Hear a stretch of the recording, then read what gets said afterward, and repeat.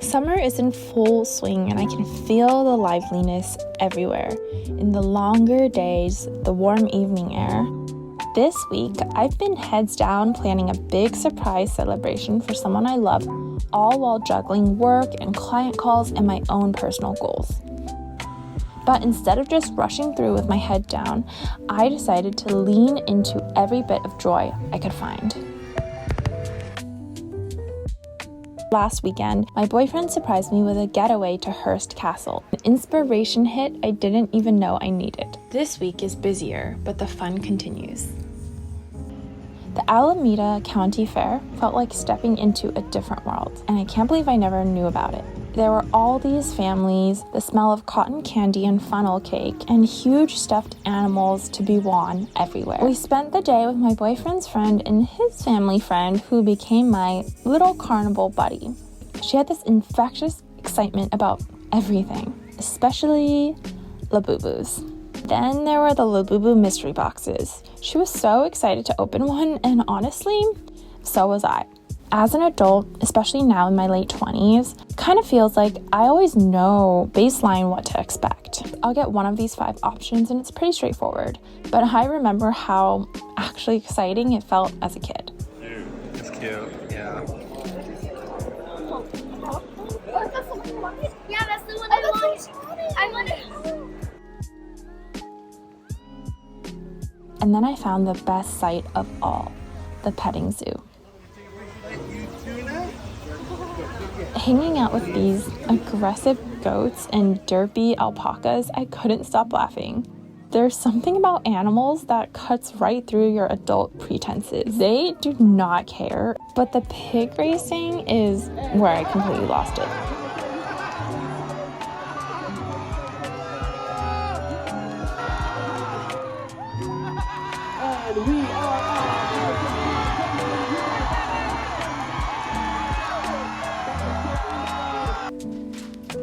The week continued with July celebrations.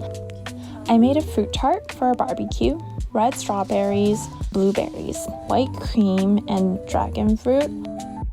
And I thought I was having the time of my life already, but the real breakthrough came a few nights later in the most unexpected way.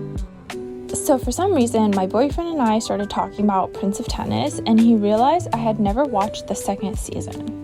Okay, so I was obsessed with this anime as a kid, like total fangirl level obsessed. I hadn't watched it in over a decade now because honestly, it made me sad, like really nostalgic. But watching it now, something incredible happened. As the opening theme started playing, music that I surprisingly still know by heart, I felt like I was right back there, 12 years old, completely absorbed in these characters and the plot lines. The girl who believed, just like Ryoma or Tezuka or anyone else on the show, that you could become better and better.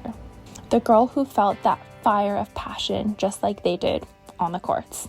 I'm actually much closer to my childhood self than I think sometimes. The girl who spent hours watching anime, who started playing tennis because of this show, who believed in passion and her dreams so fiercely, she's still here. So realistic. I know, look at that. Great. Does anyone know about human design? Yes. Okay, can I share? Yeah. She's a reflector. Do you know anything? Oh, my best friends are from. So there's 4 different types, right? Like manifesting generator, manifester. No, there's 5 types. I'm a generator. Me too. Okay. Love my I'll send you that. They look so good together. But here's what I didn't expect. All this joy, all this wonder and homecoming, I was having too much fun and getting distracted by all the stimulation. This is something my younger self experienced often too. Suddenly, my schedule felt unclear, my thoughts scattered. I have also been weaning off of coffee again, so the withdrawals definitely didn't help. I started feeling this familiar schedule anxiety creeping in, like I was losing control of my routine and my sense of direction. I learned in therapy recently that part of having boundaries is actually about having control over your schedule, your energy, your space. And if you let too many things go, that's not freedom, it's chaos. So I gently brought myself back. Maybe we'd go like hiking or something. Okay. But then she said we needed to do some planning, so I was like, oh, that's perfect because I was gonna do some work today anyways. So just went to a cafe. Weekend cafe sessions. Quiet mornings, more solo time. Sitting here with my matcha latte and my laptop, I remembered something else important about myself.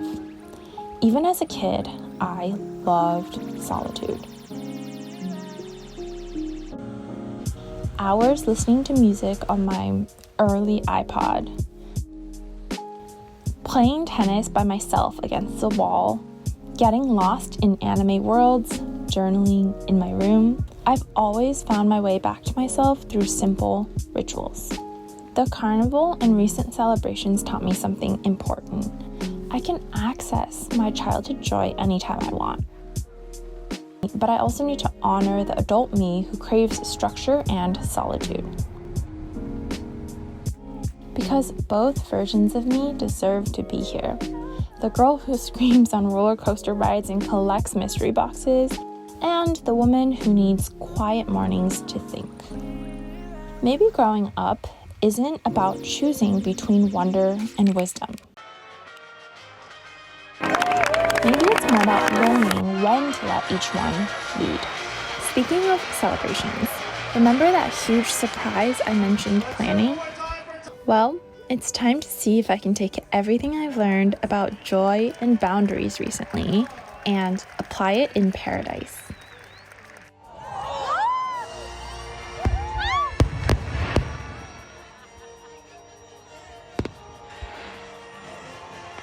I hope I'll see you there.